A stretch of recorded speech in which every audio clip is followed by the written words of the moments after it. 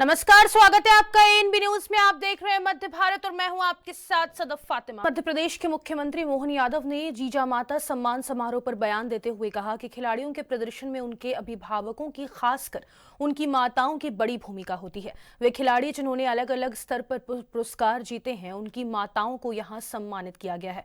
यह मातृ देवो भव और परिवार परंपरा की संस्कृति को गौरवान्वित करने वाली परंपरा भी है। द्वारा जीजामाता सम्मान समारोह के माध्यम से खिलाड़ियों के अभिभावकों, खासकर माताओं की बड़ी भूमिका होती है। ऐसे में उनकी हमारे देश के अंदर जिनने ओलंपिक में, एशियाड में, अलग अलग राष्ट्रकुल खेल में जो पुरस्कार जीते, उनके माताओं को बुला करके जो सम्मान का कार्यक्रम किया है, ये हमारी संस्कृति में मातृ देवो भव, पितृ देवो भव या परिवार परंपरा को गौरवान्वित करने वाला भी है। और मुझे इस बात की प्रसन्नता है कि आज के इस कार्यक्रम में क्रीड़ा भारती ने हमारे भोपाल को चुना, मध्य प्रदेश को चुना। मैं क्रीड़ा भारती का आभारी हूं। और इस अवसर पर हमारे राष्ट्रीय स्वयंसेवक संघ के सरकार्यवाह माननीय दत्तात्रेय होसबोले जी, माननीय खेल मंत्री भारत सरकार मनसुख मांडविया जी और माननीय चेतन कश्यप जी, माननीय विश्वास सारंग जी, हम सब ने मिलकर के इस पूरे आयोजन में एक अलग प्रकार का एहसास भी किया। और हम कोशिश करेंगे आने वाले समय में इस परंपरा को सदैव कायम रखें। छत्तीसगढ़ के मुख्यमंत्री विष्णुदेव साय ने कहा कि आज छत्तीसगढ़ के लिए एक ऐतिहासिक दिन है, क्योंकि आज मोदी की गारंटी का एक और काम फिर पूरा किया गया है। मोदी की गारंटी में पंडित दीनदयाल उपाध्याय भूमिहीन कृषि मजदूर कल्याण योजना का वादा था। पूरे प्रदेश में 5,62,112 भूमिहीन कृषि मजदूर हैं और आज उन्हें चेक द्वारा 10,000 रुपये प्रदान किए जा रहे हैं। आज मैं उन सभी को बधाई देता हूं, क्योंकि निश्चित रूप से इससे उनकी आर्थिक स्थिति बेहतर होगी। चलिए ठीक है। योजना का शुभारंभ आपने किया। आज छत्तीसगढ़ के लिए एक ऐतिहासिक दिन है, बड़ा महत्वपूर्ण दिन है कि आज मोदी की गारंटी का एक काम फिर पूरा कर रहे हैं। मोदी की गारंटी में पंडित दीनदयाल उपाध्याय भूमिहीन कृषि मजदूर कल्याण योजना का वादा था और आज मुझे बताते हुए खुशी हो रही है कि आज प्रत्येक विधानसभा में कार्यक्रम आयोजित करके और हर कार्यक्रम में हमारे प्रदेश के मंत्रीगण, सांसदगण, विधायकगण और निर्वाचित जनप्रतिनिधिगण हैं और उनकी उपस्थिति में, और यहाँ आज रायपुर में हमारे प्रदेश के राजस्व मंत्री श्री टंकराम वर्मा जी, हमारे विधायकगण की उपस्थिति में पूरे प्रदेश में 5,62,112 भूमिहीन कृषि मजदूर हैं। उनको चेक द्वारा 10-10 हजार रुपये आज प्रदान किया जा रहा है। तो मैं सभी 5,62,112 हितग्राहियों को बहुत बहुत बधाई देता हूं, शुभकामनाएं देता हूं। इससे निश्चित रूप से उनकी आर्थिक स्थिति सुधरेगी। छोटा मोटा रोजगार व्यवसाय के लिए उनको पूंजी मुहैया हो रहा है। अभी तो चुनाव आयोग बताएगा उनका काम है, लेकिन सरकार समय पर चुनाव कराने के लिए प्रतिबद्ध है। मुख्यमंत्री जी, बीएड के जो शिक्षक थे उन्होंने प्रदर्शन किया, लगातार नौकरी की मांग कर रहा है, सरकार का क्या रवैया, कमेटी से वो संतुष्ट नहीं है? संतुष्ट नहीं है अलग बात है, बाकी हम लोग उनका मतलब बेहतरी ही चाहते हैं, इसलिए सीएस की अध्यक्षता में कमेटी का गठन किए हैं और कमेटी का जो सिफारिश आएगा, हम लोग भी नहीं चाहते कि नौकरी से अलग हो, लेकिन कोई चीज नियम। जीतू पटवारी के कांग्रेस में गुटबाजी के बयान पर मंत्री विश्वास सारंग ने निशाना साधते हुए कहा कि पटवारी के दिल की बात जुबां पर आ गई है। मंत्री विश्वास सारंग ने उनके बयान पर सवाल उठाते हुए कहा कि कांग्रेस अध्यक्ष पटवारी ने उमंग सिंघार के सामने यह बयान दिया है, तो क्या कांग्रेस में गुटबाजी उन्हीं के कारण हो रही है?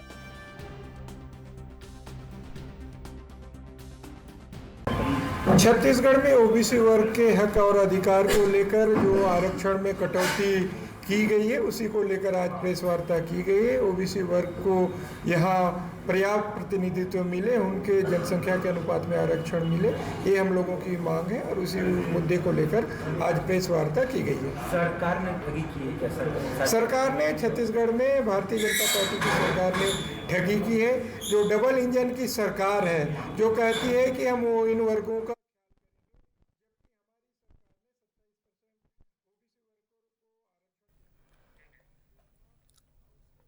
ओबीसी आरक्षण में कटौती को लेकर कांग्रेस लगातार राज्य की साय सरकार को घेरने में जुटी हुई है। इसी सिलसिले में कांग्रेस के पूर्व प्रदेश अध्यक्ष मोहन मरकाम ने जगदलपुर के राजीव भवन में पत्रवार्ता कर साय सरकार पर जमकर निशाना साधा। मोहन मरकाम ने कहा कि साय सरकार ने ओबीसी वर्ग को ठगने का काम किया है। नगरीय निकाय में ओबीसी वर्ग के आरक्षण में कटौती सरकार ने की, वहीं त्रिस्तरीय पंचायत चुनाव के आरक्षण में ओबीसी वर्ग के आरक्षण को शून्य कर दिया गया, जबकि सत्ता में रहते कांग्रेस ने हमेशा ओबीसी वर्ग के हितों को ध्यान में रखा था और जनसंख्या के अनुसार कांग्रेस ने ओबीसी वर्ग को 27% आरक्षण देने का काम किया था।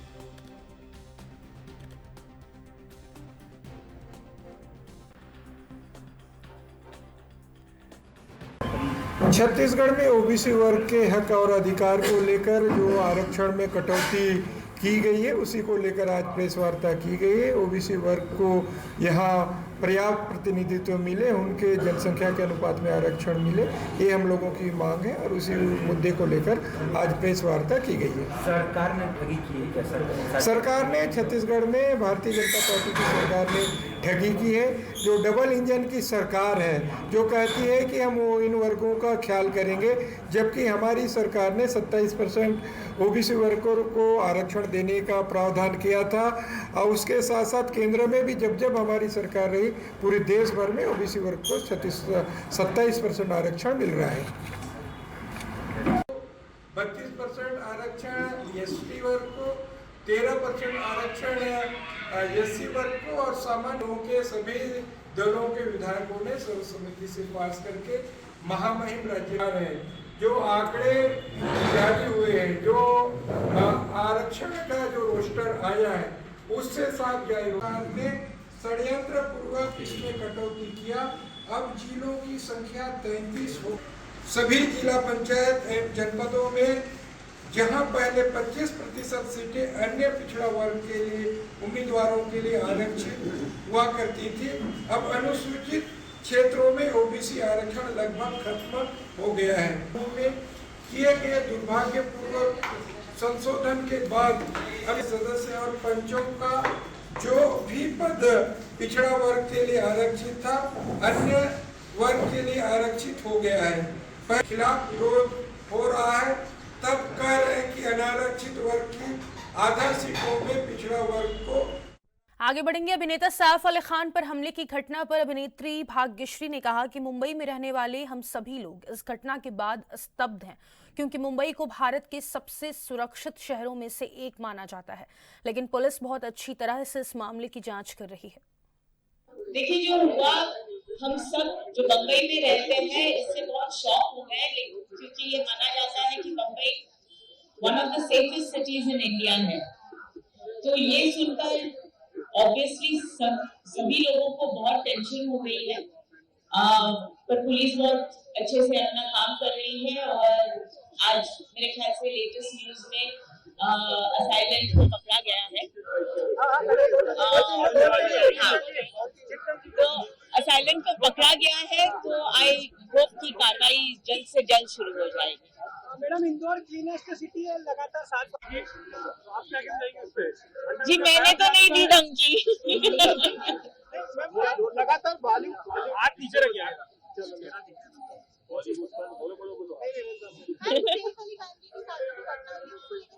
मैंने ऑलरेडी बात की है कि भाई बिकॉज इट्स बॉम्बे सबसे सेफेस्ट सिटी मानी जाती है, और जब ऐसे इंसिडेंट वहां पर होते हैं तो नेचुरली सब लोगों को बहुत टेंशन हो जाता है, आम पब्लिक को भी टेंशन हो जाता है, क्योंकि it's not just about Bollywood, it's about everyone. सबकी सेफ्टी क्वेश्चन मार्क में आती है, और स्पेशली अगर इमिग्रेंट्स आकर ये करें तो naturally we have to secure our Indian borders very. Chhattisgarh में नगरीय निकाय चुनाव के ऐलान से पहले राजनीतिक पार्टियां एक्टिव हो चुकी हैं। बता दें कि इसी क्रम में रायपुर के कांग्रेस मुख्यालय राजीव भवन में कांग्रेस विधायक दल की अहम बैठक हुई, जिसमें नगरीय निकाय और पंचायत चुनाव के विभिन्न मुद्दों पर चर्चा हुई। बैठक में पूर्व CM Bhupesh Baghel, PCC chief Deepak समेत 20 से अधिक विधायक मौजूद रहे।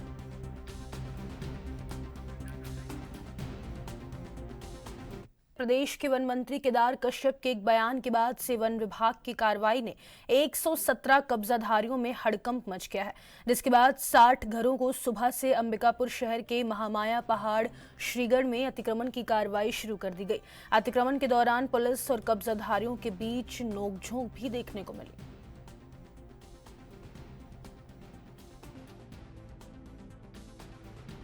देखिए सर, यहाँ पे अतिक्रमण के नाम से यहाँ पे बुलडोजर की कार्रवाई हो रही है और आपको पता ही होगा कि हमें 24 आवर का एक समय दिया गया था, अल्टीमेटम दिया गया था। अब ऐसे समय में दिया गया है कि कहीं हम जा कर के फरियाद नहीं कर सकते। अब फ्राइडे के दिन था और आनन फानन में शाम के वक्त में दिया गया। शनिवार को भी छुट्टी थी, इतवार को भी छुट्टी थी और आज अहले सुबह जो सोमवार का दिन है, आनन फानन में आकर के बुलडोजर की कार्रवाई की गई। हमारी कोई बात को रखा नहीं गया, हमारी मांगों को नहीं रखा गया। अब यहाँ पर आप देखेंगे छोटे छोटे बच्चे हैं, गरीब लाचार मजबूर लोग हैं और ऐसे लोगों के साथ दुर्व्यवहार हो रहा है सर। और लगातार जो है हमारी मांग थी, पहले भी हमने काफ़ी प्रयास किया कि हमें कुछ समय दिया जाए, लेकिन हमारी बातों को नहीं सुना गया। क्या लगता है अभी ठंड है, किस तरह से कहा जाएंगे? अब यही है सर, सबसे बड़ी मुसीबत तो यही है कि ठंड का समय है, इतनी सर्दी में लोग जाएंगे कहाँ? सबसे बड़ी समस्या तो ये है।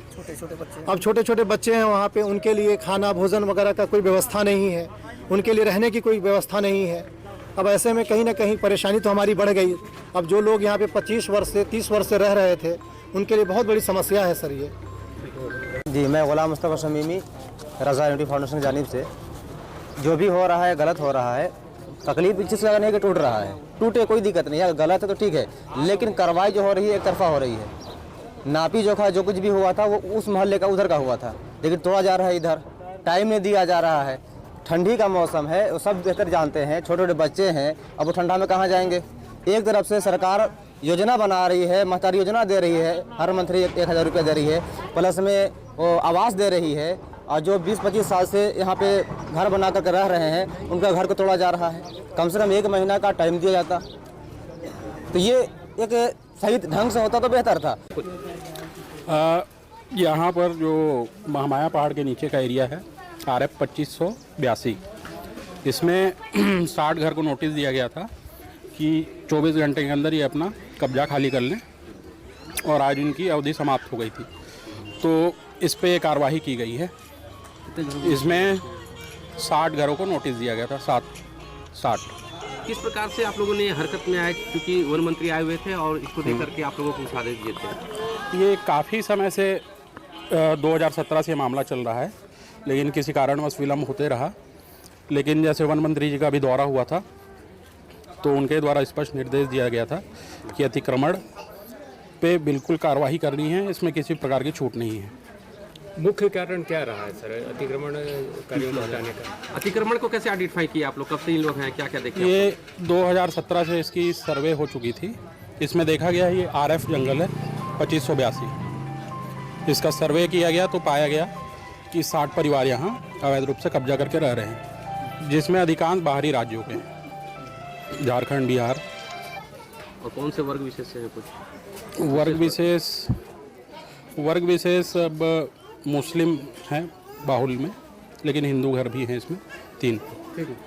वन विभाग के चाहे RF पे हो या फिर हमारे वन जो क्षेत्र हैं वहाँ पर यदि कोई एंक्रोचमेंट करता है तो उसके ऊपर कड़ी से कड़ी कार्रवाई होगी, और इसके लिए मैंने संबंधित अधिकारियों को निर्देशित भी किया है।